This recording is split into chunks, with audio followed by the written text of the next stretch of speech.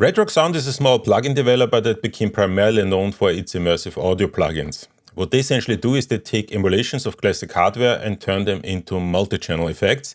And the way to do that allows you to change the parameters of those plugins differently for the different channels in your multi-channel audio. So essentially, if you have a Dolby Atmos setup, for example, you can use those plugins in order to have different parameters on your head speakers as opposed to your surround speakers, as opposed to your front speakers, for example.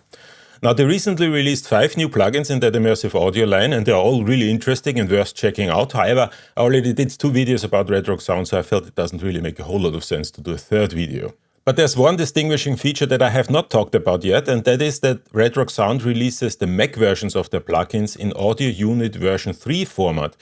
And that is something really interesting, and that opens up completely new possibilities. And I felt this is actually worth talking about. So this is what we're going to do today. Redrock Sound and the curious case of Audio Unit version 3 plugins. So let's get started.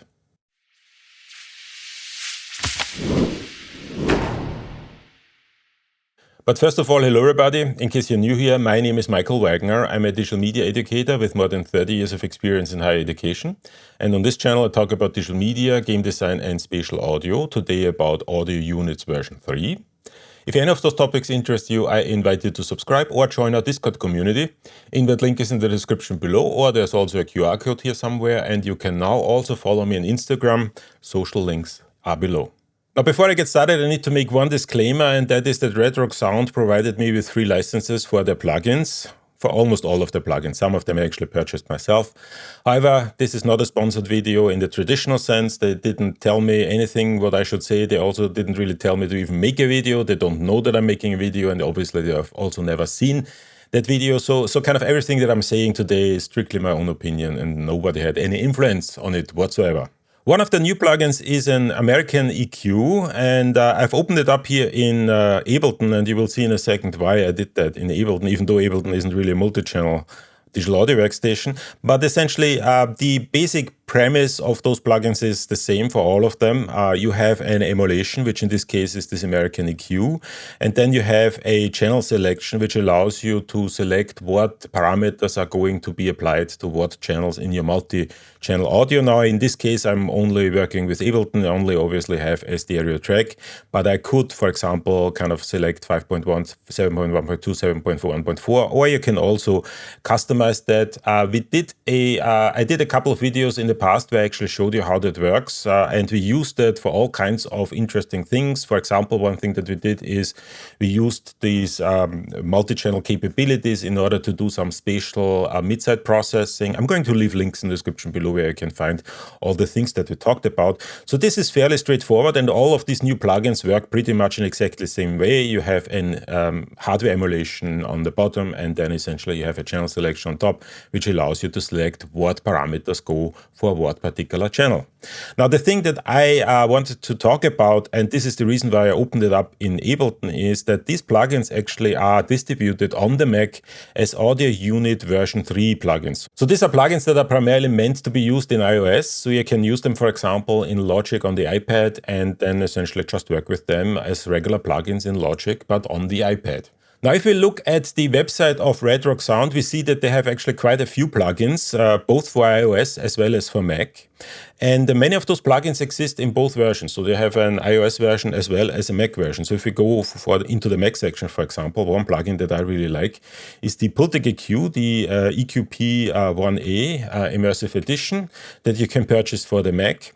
But you can also purchase that for iOS. So if I go into the iOS section, I also have the same Pultec EQ here for iOS. And this made me wonder, if I now have both the Mac version as well as the iPad version, can I start a project in Logic on the iPad, load in the iPad version of that Pultec EQ, and then simply transition over to the Mac, start up the project on the Mac, and will then Logic on the Mac identify this as the correct plugin and load in the Mac version of the Pultec EQ? This is something that would actually be really cool, because that would allow us to really kind of use these plugins in an interoperable way, where we start a project on the iPad and then simply complete it on the Mac. Now, I reached out to Redrock Sound with exactly that question, and the answer that I got is that they didn't really know because they couldn't test that, but they had a feeling that it would actually work. So what we're going to do today is we're going to simply test it and see if that actually works. Can I load in that plugin on the iPad and then essentially move the project over to the Mac and load up the project on the Mac, and will it correctly identify the plugin and, most importantly, correctly identify the parameters that are set in the iPad version of the plugin. And spoiler alert, for some of those plugins it works, for some it doesn't, but we will see. So let's get started with the iPad. Now, I have a fairly recent iPad Air here, and all I really did is I connected it to my video switcher so that I could record the display. So let's just open up Logic and let's create a new project, and let's make that a tracks project, an audio project. Doesn't really make a whole lot of difference. I'm just going to be showcasing how the plugin kind of moves from the iPad to the Mac. So all I really need is I need one track, and let me just kind of do one thing here and create this one track. And we are not really interested in the track itself. All I really want is I want to add an instance of that plugin. So let's just do that, and let's add an audio effect here. And what I'm going to do is I'm going to add an audio effect, the EQP1A. So let's add that, and let's open that. And here I now have the Redrock Sound EQP1A, that's the pultic EQ. So what I'm going to do is I'm going to simply make one change. So let's, for example, say I change the attenuation here to something higher, let's say something around 5. And once again, I just want to see how these parameters move from the iPad to the Mac. And with that, let's open up the same project on the Mac and see if I actually get that plugin and if I actually get those parameters. So let's open up Logic on the Mac, and what I'm going to do is I'm going to open up the project that I just saved. I saved it onto the iCloud, so it is now accessible to me on my Mac via the iCloud folder. So I go into Recent and open an existing project, and it will actually open up that iCloud folder. And here we have project Logic X, that's the one that I just created. Let's open that up and let's see what happens. Now, I already see that the project kind of came over correctly. So let's just see if also the plugin came over correctly. So I'm going to open up the mixer, and here in the mixer, I see the RRX EQ.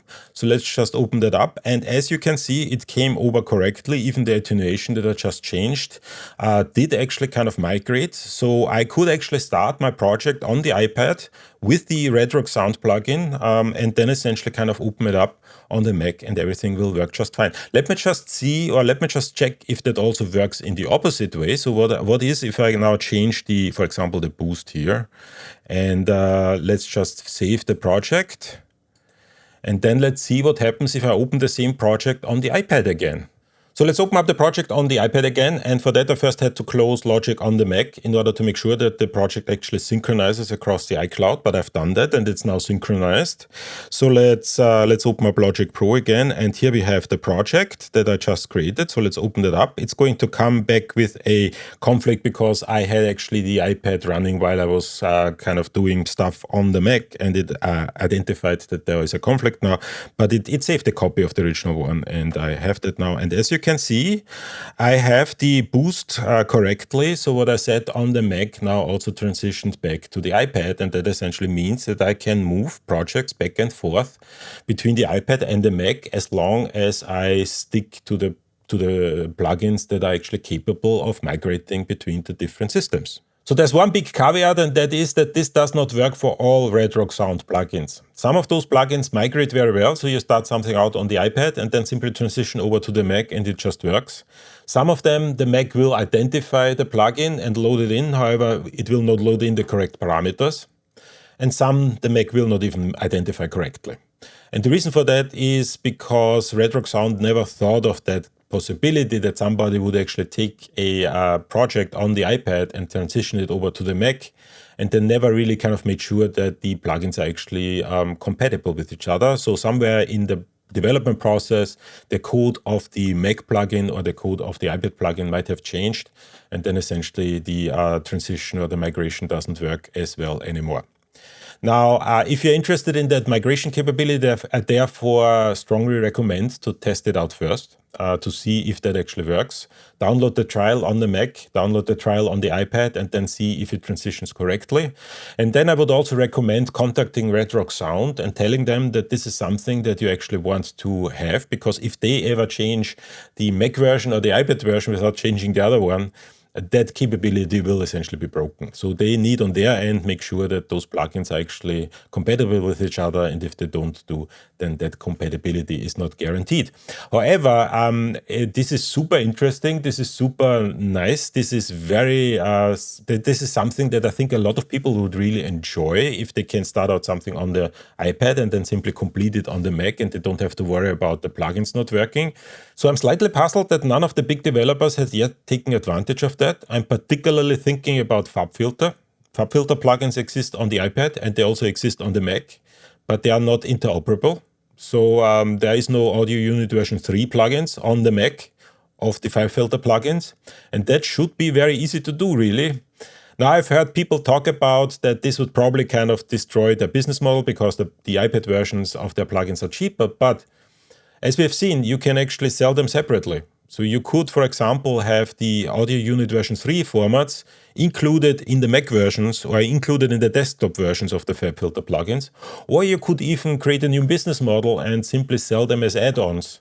So that if you already have the desktop version, you can buy an add-on that gives you the additional Audio Unit version 3. And once you have Audio Unit version 3, you have the interoperability between the iPad version and the desktop version. And to me, at least, that seems to be an overlooked use case, something that I think a lot of people would be interested in having. And if you're one of them, let your plugin developer know and let them know that you essentially are interested in that capability, and maybe they include that.